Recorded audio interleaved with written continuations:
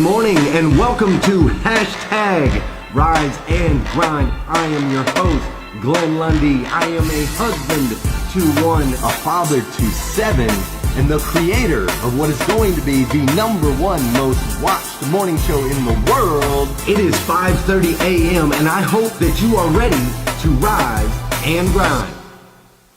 Good morning. Good morning. Good morning. What's up, everybody? Welcome.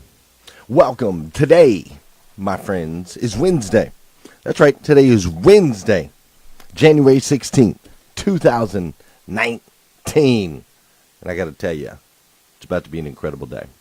It's about to be an absolutely incredible day.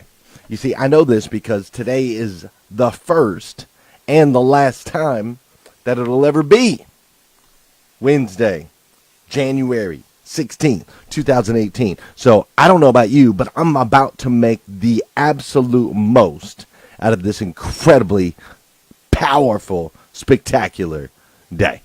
How you feel about it? That's how I feel about it. Listen, I want to share something with you guys this morning that I haven't really shared before. But you see, I remember laying in that bunk. I remember laying in that bunk with tears pouring down my face as I listened to the sounds of a man getting beat to death. And see, I don't remember what his name was. That part I can't remember. But I do remember he was like a big dude, right? This guy was kind of a big dude, kind of like farmer big, if you know what I mean. Like kind of tall, long arms, and you know, you could tell he was heavy. You could tell that he was sturdy. He was like farmer big. But I remember he had a tattoo, like he had gotten a tattoo somewhere on his body, and the word around this unit that I was in was that he was a snitch. And there was something about the tattoo that he had gotten, and somehow, like he wasn't supposed to let a guard see his tattoo, but he let a guard see his tattoo, and you know, so the guards basically came in because you weren't supposed to get tattoos in the unit, and so the guards came in and they turned the whole unit upside down and searched everybody and strip searched everybody and searched all the bunks and searched in all the different rooms, and basically because, you know, they turned down the whole unit because they saw this dude's tattoo that he wasn't supposed to have. Apparently he got labeled as a snitch. It was his fault that all of these things that happened. And so I just remember the sounds as they pulled him in to the shower area. They caught him in the shower area, and they literally were beating this guy in what sounded like they were beating this dude to death. The reason I bring this up this morning is our good friend Jeremy Noling. Our good friend Jeremy Noling included a quote in the planner today.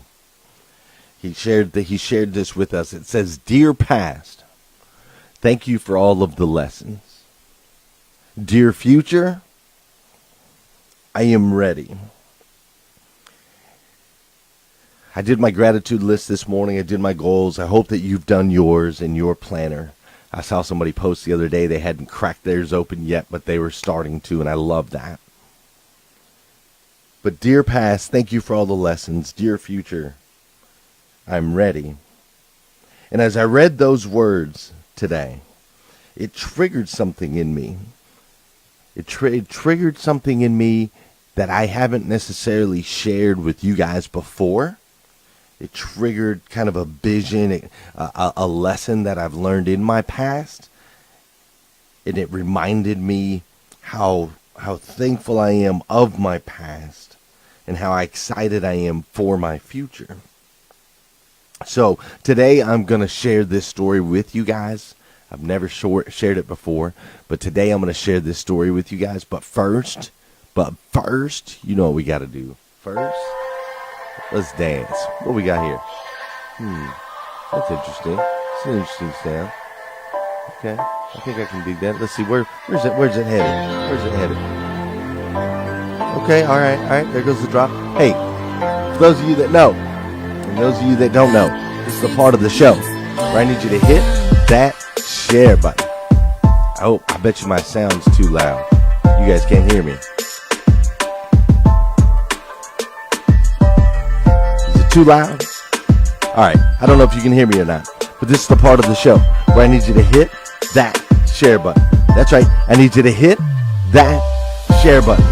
This is also the part of the show where I need you to say good morning to me, and I'm going to say good morning to you. I hope you guys can hear me. Good morning, Carrie Lynn Carter. What's up, Marcus Stone? What's up, Sandra Benstock DeLolio? Jeff Baker's up in here. Kurt Whiteside, yeah, Kurt Whiteside, what's up? Michael Kelly says it sounds great. I'm so glad you made it this morning. Janelle Griego, how are you? Kagan Sharp is watching this morning. Who else is in here? Kurt Allen McFarland. Eddie Gilbert, what's up, Eddie? Gail Peatract is up in here. Keith Hamilton's up in here. Trendy Trenda and Kantrina Linham. Hello, Liza Myers Liza Myers Borges. Sorry about that, Liza. What's up, CC Cotes? Danielle Rose is up in here. Vicki Everett. Hello, Vicki Everett. I hope you and Lindsay are having an okay morning. I know she has surgery today. We're going to be praying for you. We're going to be looking out for you. What's up, my man, Josh? Bam Biddle's up in here. I love it. BG Campbell. Bambi's going to be on our show this Friday. I can't wait to share her with you guys. She's incredible. What's up, Michael Thomas? Eric Willeroy. You guys feeling that? All right, cool. We're going to go a little deep today. So, do me a favor, please. Hit that share button. Can you do that for me? Can you hit that share button? I want to push this out. I want everybody to hear this, okay? Everybody to hear this. That's what we do here in hashtag Rise and Grind. All right, check it out. So I was in Arizona, right? I'm in Arizona. I'm with my boy Lance at the time. We're driving through Arizona, and this is a time where I was kind of bouncing all over the place, back and forth from California to Arizona, and so on and so forth, and running from my demons, running from everything that I could possibly run from. And I was in Arizona, and we were driving. I was in the car with Lance. We got pulled over on the 101. As we were headed, we were actually going out to a party, and we got pulled over on the 101, and this police officer asked for both of our licenses. And I remember being like, why are you asking for my license, dude? I'm just sitting here in the passenger seat, like, leave me alone, you know? That was my attitude. I have my rights, I know my rights, and all this other stuff. All this other silly stuff I thought when I was young. And this cop's like, no, give me your license. So he grabbed my license and ran it, and I had a warrant out for my arrest. And so he arrested me, and he took me to the Phoenix Metropolitan Police, which is like the hub. Okay, they have kind of a jail that's a hub there in the middle of the city of Phoenix, which Phoenix is obviously this massive place with millions of people, and so they have a hub there in the center, and then they distribute you out to different jails. There's a place called Tent City, there's Durango, there's all these different jails out there, and this was all ran by Sheriff Joe Arpaio, which, if you haven't heard of Sheriff Joe Arpaio, look him up. Sheriff Joe Arpaio is just the meanest son of a gun in an official position in the country, if you ask me. The guy just is relentless. He didn't care if you were in for a speeding ticket or if you were in for murder. You were an inmate and you got treated a certain way, and he loved to strip human beings of their dignity, and he loved to he just treats inmates. He treats inmates not like humans. Let's just put it that way. He treats inmates not like humans.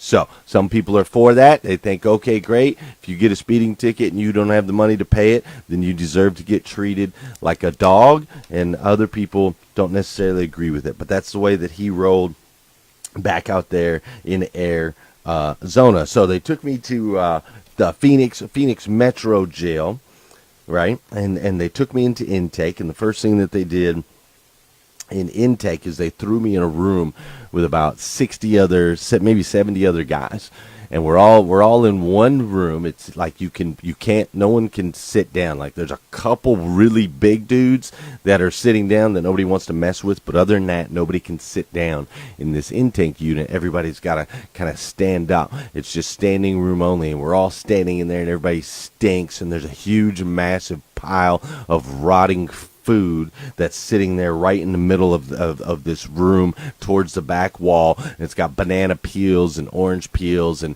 old milk and moldy stuff. It's just this big pile of rotting food, and there's roaches all over the place, roaches running through the floors of this place. And there's like 60 or 70 of us standing room only kind of in this area. And that intake area is where I stayed for roughly about 30 hours, I guess. About 30 hours I was in this room where you couldn't stretch you couldn't sit down and stretch your legs out. You couldn't lay down. It was just an intake unit until they distribute everybody out to the actual jails. It was awful. It was absolutely awful. So I spent time in that intake unit, and I was hoping at some point that I was going to get out. I didn't really understand the process back then. Obviously, I had a warrant for my arrest. I hadn't paid some things, and so I was dealing with the ramifications of that. But I didn't really understand the process. I didn't really know what was going on, especially since my warrant was out of Coconino County. I was in Maricopa County, which is where Phoenix, Arizona is. My warrant was out of Coconino County, which was in Flagstaff, Arizona. So they got me out of the intake. They put me on a bus, and they sent me to a place called Durango.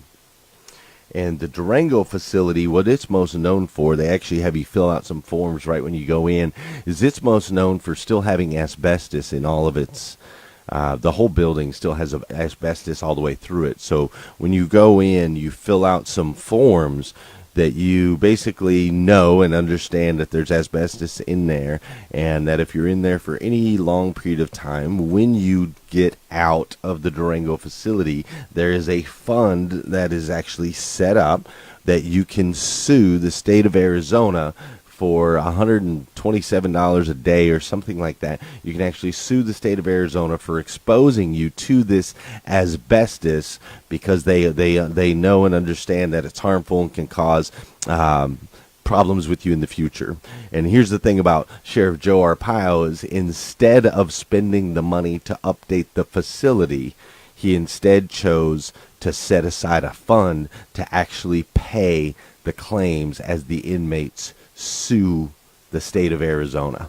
That's how he is. Instead of updating the facility, he would rather pay inmates however much it is a day, knowing that the facility is going to be harmful to the health of anyone who stays there for any long period of time. So they brought me to Durango, and at Durango's facility, the first thing they do is they strip you down. They strip you not just of your clothes, but they strip you of your dignity. So they strip you down, they bend you over, they check in places that you don't want them to check, and they basically take away everything that makes you you, and they dress you in pink underwear and pink inmate garbs. And the reason they made them pink is Sheriff Joe Arpaio got tired of inmates that were leaving the jail. He got tired of inmates that were leaving the jail, leaving with clothing items that they had wore while they were in the jail. So he made them all pink in hopes that people wouldn't steal the inmate garbs or the underwear. And so I got dressed in my pink garbs, and got put into my housing in Durango. And basically in Durango you get assigned to these pods. It's not a maximum security jail, so there's pods, and each pod is like a courtyard that you have a shared area where you can exercise, you can do laps. There's usually guys just walking around in laps in circles. There's you can play cards, you can watch TV if it's your day or whatever. And so there's kind of like a shared little courtyard, and then each area, or every 2 inmates has one cell. Okay, so you've got one cell in this, and then this big courtyard. And so they assigned me to my cell, they assigned me to my pod, all of that good stuff. And so I was on the top bunk, and my cellmate was this big farmer dude, right? He's this big farmer dude.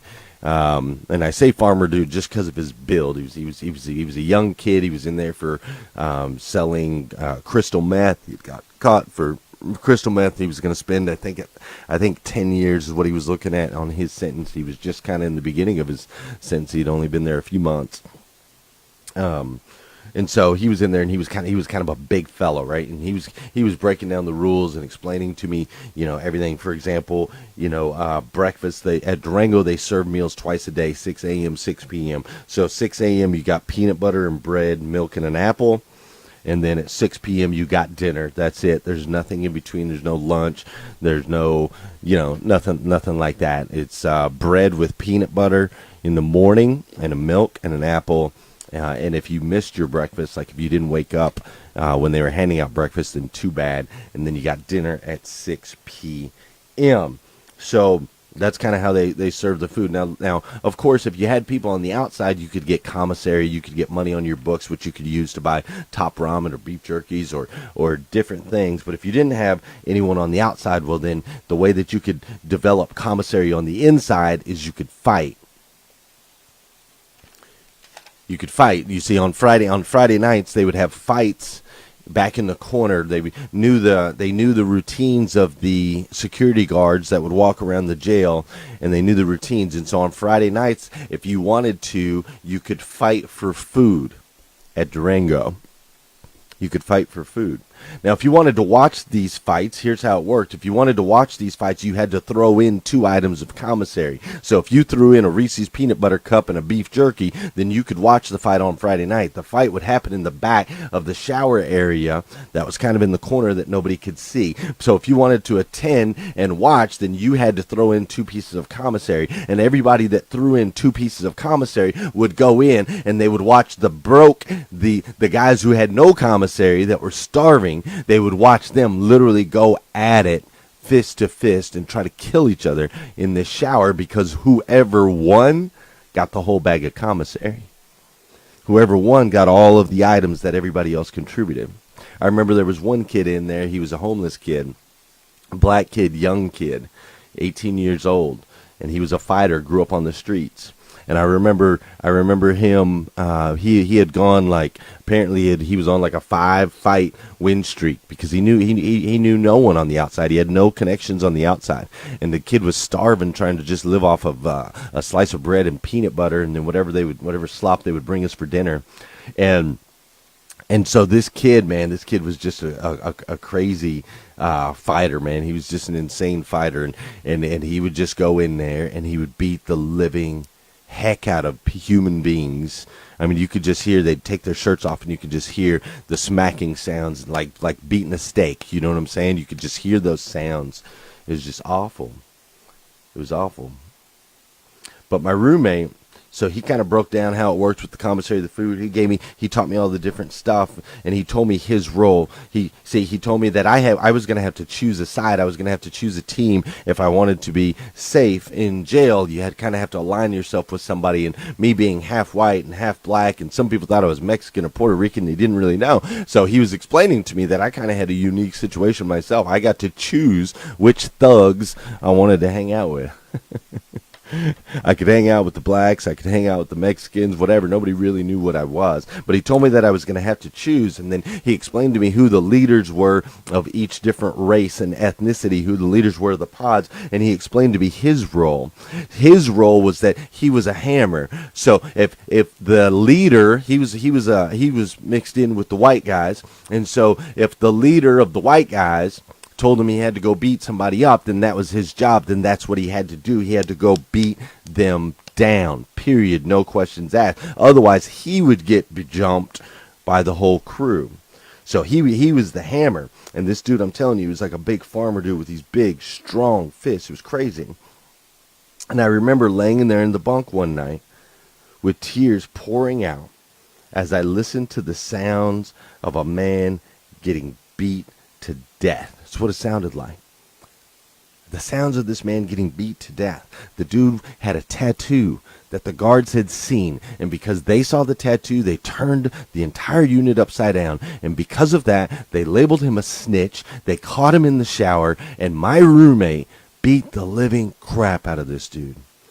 I remember the wails. I remember the sounds. I remember thinking, oh my gosh, is a guard going to come? Is somebody going to save this guy? Is this guy going to die? Like, just, it was the most awful thing. Just imagine, yeah, I'm sure you've heard just like dogs yelping when you step on their leg. Imagine a human being yelping when he's getting beat to death in a bathroom. It was awful. It was awful. Now, luckily, the guy didn't die. I saw him. He had to actually hide in his room. He wasn't allowed to leave his room for 4 days, because if anybody of the guards saw any of his bruises or anything, then they were going to start asking questions again. And so he was quarantined by the inmates to his room to hide in there, where he would miss his breakfast, not get breakfast, and he would only sneak his dinner. They would sneak him his dinner, and it was just awful what they had to do. And that was for only 4 days. I ended up ultimately getting out 4 days after I heard that beating, because I personally was laying in my bed, in my bunk. I had been there 17 days, and I was laying there, and I heard the words that I wanted to hear more than anything in my entire life. I was reading this book. I was reading a book called Piercing the Darkness. And this book is amazing. It's about angels and demons and how they fight over our souls. And so I was reading this book, Piercing the Darkness, and it was speaking right to me. And I remember reading a certain part. My grandmother's name was actually in the book, Betty Smith. And Betty Smith was the woman that took in the main character in the book. And when I read Betty Smith's name, I broke down crying, and immediately at that moment when I broke down crying, the PA system came on. It said, Glenn Lundy, roll up. Glenn Lundy, roll up. And when it said Glenn Lundy, roll up, man, I can't tell you. After being in that place for 17 days, I got to roll my bunk up. That's what that meant. Roll up your mattress, get your stuff. You're getting out of here. And so after 17 days, I heard Glenn Lundy, roll up. They brought me out into the same processing area where they processed me in. They let me out, and they released me back into the freedom, which was so weird, because it was just, they never even, they didn't give me a court date or nothing. It was a really weird situation. But they released me. And I just remember the freedom from that. And the reason that I share that story with you today is as I think about what Jeremy Noling said here. Dear past, thank you for all the lessons. Dear future, I'm ready. I didn't know it at the time, but prior to that, I had gone to jail many a times for one-night stays. Prior to that, I was making a lot of mistakes in my life. Prior to that, I was constantly pushing the envelope. Prior to that, I was constantly not in fear. I did not fear loss of freedom. I did not fear law. I continued to make tremendous mistakes. But after that 17 days in Durango facility, that cycle was broken. I tell you, that cycle was broken. I had learned my lesson. You see, at the time when I was in jail, or back then, even when I first got out of jail, I didn't understand. I didn't understand why I had to go through that. I didn't understand why God allowed me to go through that. But today I do. Today I do. Today I understand. You see, there is no happily ever after without the story. There is no happily ever after without the dramatic climactic moments in our life where we learn, where we change and we struggle and we grow. There is no happily ever after. You see, there are lessons that we must learn along the way. Some of us learn faster than others. I was a slow learner. It took me a long time to finally break those cycles. It took me a long time to understand that I needed, what I was seeking in life is someone that loved me as much as I could possibly love them. What it took me a long time to understand is that I'm a spiritual being with responsibility, higher responsibilities, not just earthly responsibility. You see, it took me a long time. It took me a lot of life lessons. But finally, when I went through that experience at the Durango facility in Phoenix, Arizona. When I went through that facility, I tell you folks, the cycle was broken. I've been back to jail once, and it was only because I still had some old stuff that I had to take care of, and it was only for one night. But other than that, I ain't going back. Not no more. It ain't gonna happen. My lesson has been learned. I had to learn it the hard way. Hopefully, you don't have to learn it the way that I had to learn it. But I want you to understand something. Your struggle, your stress, your storm, it is all a part of your amazing story. It's all a lesson that you must learn in order to be able to look into the mirror and say these words. Dear past, thank you for all the lessons. Dear future, I am ready. You are an amazing human being, uniquely made by the God of the universe to be the absolute best version of yourself that you can possibly be. And you're already starting to make some good decisions. You are. You're waking up earlier. Liza's out there running, taking care of her body right now. Everybody's out there. We're all trying to grow as we're going into 2019. We're growing together. We're rising. We're evolving. We're making an impact. We're doing it together. And I want you to hear me this morning.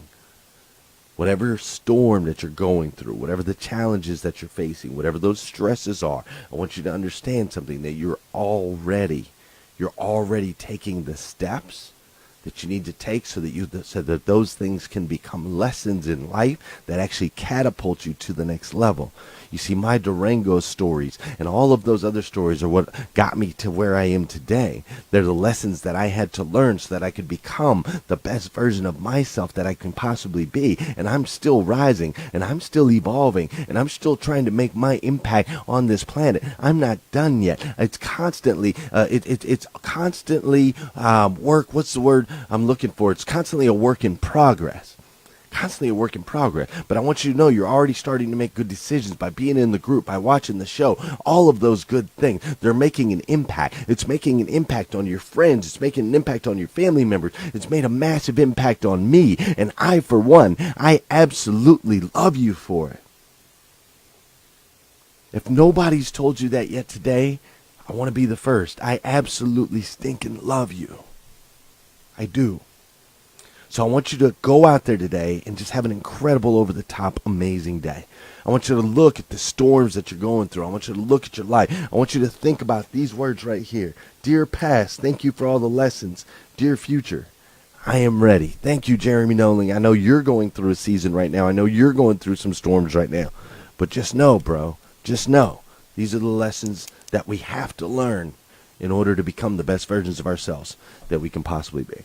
Listen, if you need more videos, go to GlennLundy.com. If you need some Rise and Grind gear like this, go to GlennLundy.com. If you haven't got your planner yet, you can go to GlennLundy.com. Click right on the top. You can get your Rise and Grind planner. It's not too late. Go get you one right now. And will you please hit that share button? Somebody needs to hear this message this morning. Know that I love you. Come back again tomorrow morning, 5:30 a.m. We'll do it all over again on #Rise and Grind.